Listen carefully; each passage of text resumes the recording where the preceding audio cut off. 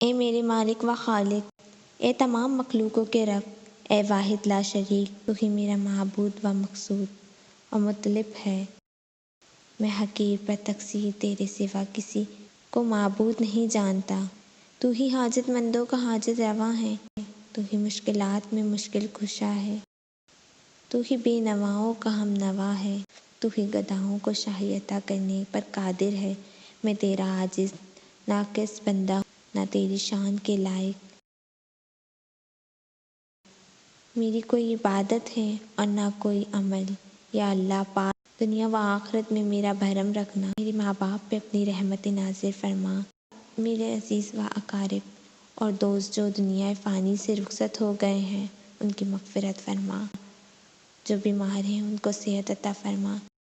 یا رب، جو تیرے محبوب بندے ہیں جنہیں تو اپنا دوست رکھتا ہے، بس اپنے فضل سے مجھے بھی اس گروہ میں شامل فرما۔ آمین یا رب العالمین۔